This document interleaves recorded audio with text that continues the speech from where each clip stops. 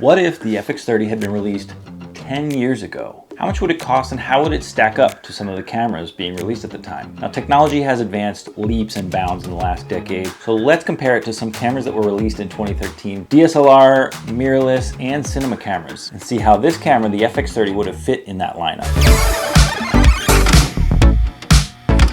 Now, it does need to be mentioned that Sony did release the A7 and the A7R in 2013, but neither really made a huge impact on the world of video production. Let's start off and look at the competition that the FX30 would have gone up against, starting with consumer camcorders. The Canon HF-R40 coming in at around $400, boasted 1080 at 60 frames per second with 32 gigs of internal memory. Now, a pattern we're going to notice in 2013 is that all of these camcorders really only shot in 1080p until you get up to the professional level prosumer camcorders, and then of course the professional cinema cameras, which make a significant price jump. But let's keep going on to the best mid-range camcorder for 2013 was the Panasonic HC-V720. This had pretty much the exact same specifications with the addition of optical stabilization, and voted best camcorder for 2013, coming in at $1,700, was the Canon HF-G30, which again had the exact same specs, 1080p, 60 frames per second, optical stabilization, definitely better image quality than the basic consumer camcorders. Now moving on, 2013 also saw the dawn of the GoPro Hero 3 Plus Black Edition. I remember seeing some of the reels on YouTube. When these came out, wow, that footage in that little camera is just phenomenal. So a ton of great features, including 2.5K. This is really what launched GoPro and the subsequent models like the Hero 4, 5, 6, 7, 8, 9, 10, 11. It was a great camera, coming in at $400. Now we're gonna move up to DSLR cameras. And like I said, mirrorless wasn't really a competition at the time, so DSLR cameras were really taking off in the world of video, particularly Canon did fantastic at this point in time. Coming in as the best DSLR system for video was the Canon 70D, which again, 1080. I don't even know if it did 60 frames. It might have only done 30. But enhanced autofocus for video functionality, and the image quality did look pretty great. Nikon was years away from even matching their quality. I shouldn't say years. And actually that brings up the point that there really was no competition in the DSLR world at that time. Nikon just wasn't there. Canon really took off with the 70D, the 60D, the 5D, Marks 1, 2, 3, 4, 5. I think there's 5 of them. 2013 also was a very pivotal year because of the release of the Blackmagic Pocket Cinema Camera, the OG Pocket Cinema Camera. Of course, that thing was like really tiny. It was an actual pocket cinema camera coming with a micro four thirds sensor and a micro four thirds mount. This changed a lot, especially with the Blackmagic RAW codec. With features like 1080 and Blackmagic RAW, 30 frames of course isn't fast, but amazing image quality at that time that could be manipulated and colored so well, especially in the ecosystem of Blackmagic software, which at the time was not widely used, but is of course 10 years later one of the preferred NLEs and coloring systems available. So we look back on the history of that camera and the subsequent Pocket 4K, Pocket 6K, 6K Pro. That was a pivotal year, definitely, for the world of budget cinema cameras. But now let's move on to professional cinema cameras. Of course, professional cinema cameras are all pretty much awesome, but back then the price gap to go from a basic prosumer camcorder or even a DSLR up to a professional cinema camera was astronomical. It was pretty much unheard of. You basically, unless you were a professional production house, you couldn't get a cinema camera. You were stuck with a DSLR.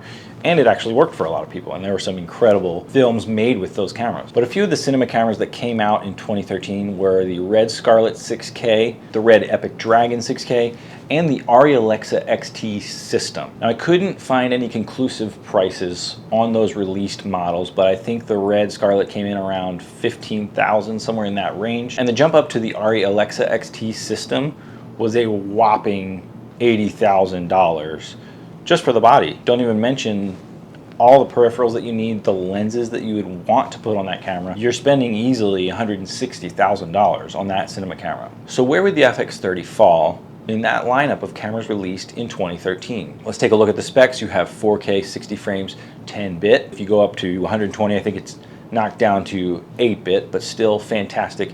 You have S-Log shooting, you have Cine EI, a lot of great new features. You have in-body stabilization. You have an advanced autofocus system that is just unbelievably sharp and accurate. You have a really nice swivel screen that flips out, tilts, all that stuff. Tally lamps, amazingly compact body that now works with a wide range of Sony and third-party lenses to make fantastic images. Now the modern price point of that, of course, you can get a really, really great setup for your FX30 for $3,000. The body is $1,800.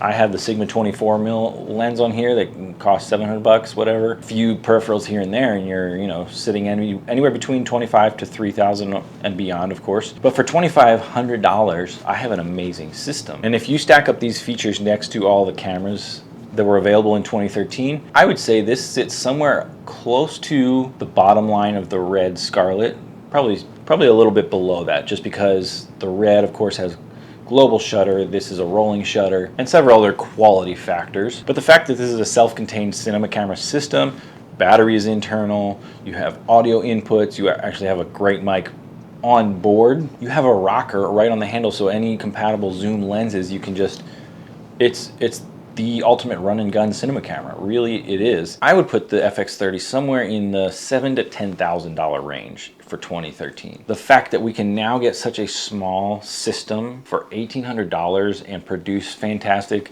and I know this isn't the FX3, but movies have been made with the FX3 and the FX6 and the FX9. This camera, the one that you're seeing this image on right now, is absolutely fantastic for the price. Had it been released in 2013, this would have been one of the premier cinema cameras, probably one of the more highly sought after cinema cameras. So I have now been shooting with this camera for 1 whole year. I want to give you a quick reel of all the stuff that I've been able to capture with this camera. It goes without saying that the 10-bit S-Log footage is just absolutely beautiful, and I know I made a claim earlier in one of my other videos that this was nothing more than a mirrorless camera.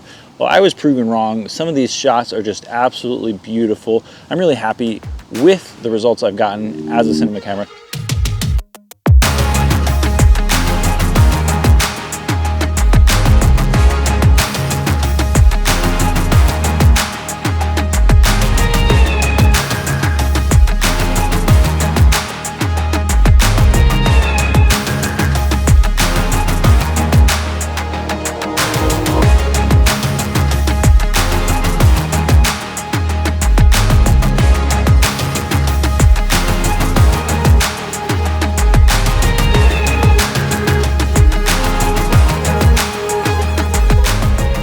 Those are my thoughts on the FX30.